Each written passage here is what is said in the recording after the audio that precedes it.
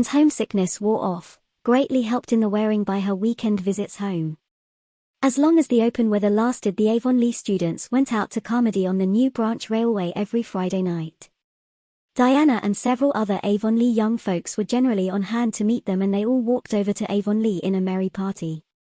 Anne thought those Friday evening gypsyings over the autumnal hills in the crisp golden air, with the home lights of Avonlea twinkling beyond, were the best and dearest hours in the whole week. Gilbert Blythe nearly always walked with Ruby Gillis and carried her satchel for her.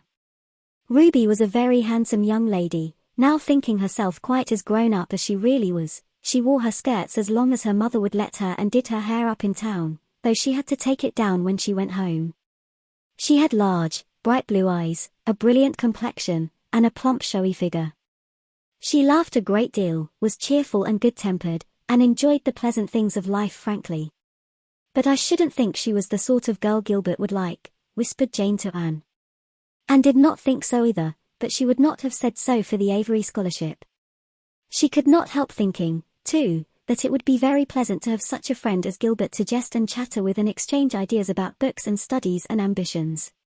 Gilbert had ambitions, she knew, and Ruby Gillis did not seem the sort of person with whom such could be profitably discussed. There was no silly sentiment in Anne's ideas concerning Gilbert. Boys were to her, when she thought about them at all, merely possible good comrades. If she and Gilbert had been friends, she would not have cared how many other friends he had nor with whom he walked. She had a genius for friendship, girl friends she had in plenty, but she had a vague consciousness that masculine friendship might also be a good thing to round out one's conceptions of companionship and furnish broader standpoints of judgment and comparison. Not that Anne could have put her feelings on the matter into just such clear definition. But she thought that if Gilbert had ever walked home with her from the train, over the crisp fields and along the ferny byways, they might have had many and merry and interesting conversations about the new world that was opening around them and their hopes and ambitions therein. Gilbert was a clever young fellow, with his own thoughts about things and a determination to get the best out of life and put the best into it. Ruby Gillis told Jane Andrews that she didn't understand half the things Gilbert Blythe said. He talked just like Anne Shirley did when she had a thoughtful fit on, and for her part she didn't think it any fun to be bothering about books and that sort of thing when you didn't have to. Frank Stockley had lots more dash and go, but then he wasn't half as good-looking as Gilbert, and she really couldn't decide which she liked best. In the academy Anne gradually drew a little circle of friends about her, thoughtful, imaginative, ambitious students like herself.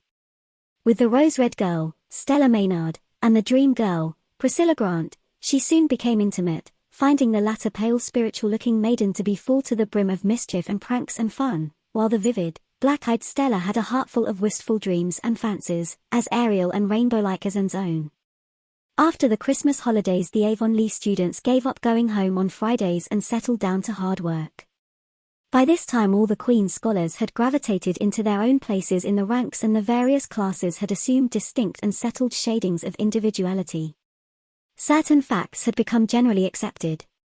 It was admitted that the medal contestants had practically narrowed down to three: Gilbert Blythe, Anne Shirley, and Lewis Wilson. The Avery scholarship was more doubtful, any one of a certain six being a possible winner.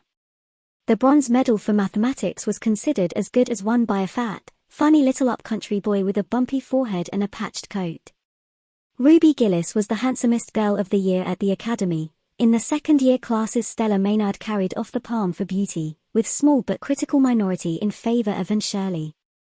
Ethelmar was admitted by all competent judges to have the most stylish modes of hairdressing, and Jane Andrews, plain, plodding, conscientious Jane, carried off the honors in the domestic science course. Even Josie Pye attained a certain preeminence as the sharpest-tongued young lady in attendance at Queen's.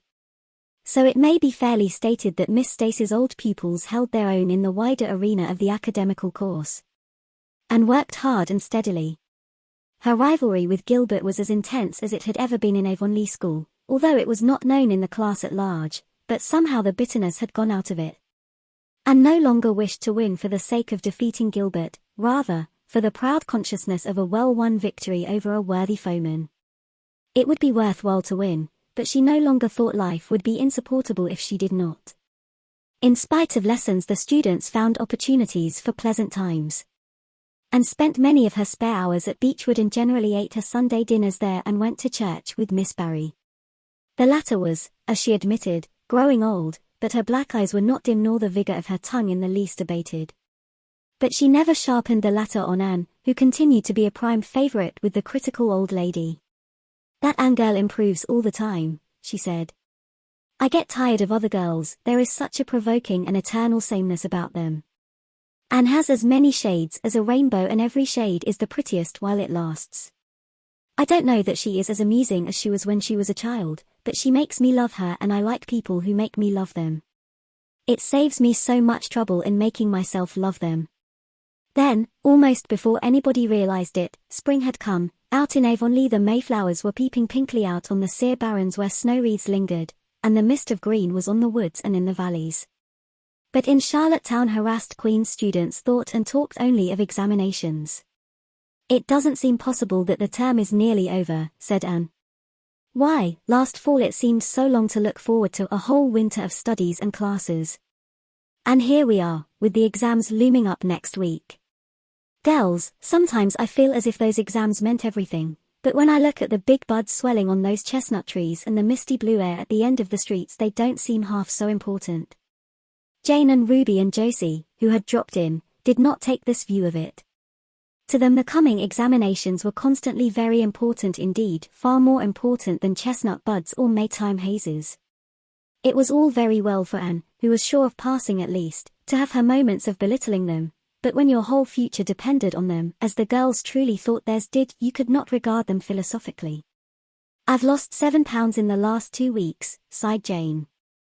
"It's no use to say don't worry. I will worry. Worrying helps you some, it seems as if you were doing something when you're worrying. It would be dreadful if I failed to get my license after going to Queen's all winter and spending so much money." "I don't care," said Josie Pye. "If I don't pass this year I'm coming back next. My father can afford to send me." "Anne, Frank Stockley says that Professor Tremaine said Gilbert Blythe was sure to get the medal and that Emily Clay would likely win the Avery scholarship."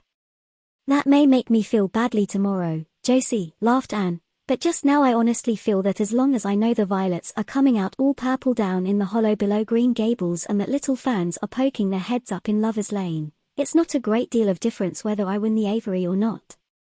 I've done my best and I begin to understand what is meant by the joy of the strife. Next to trying and winning, the best thing is trying and failing. Girls, don't talk about exams.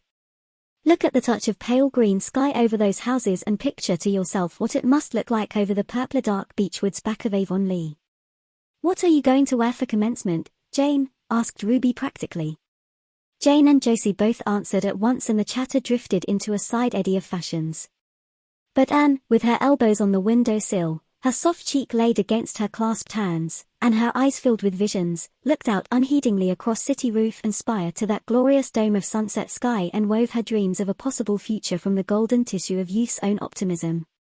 All the beyond was hers with its possibilities lurking rosily in the oncoming years, each year a rose of promise to be woven into an immortal chaplet.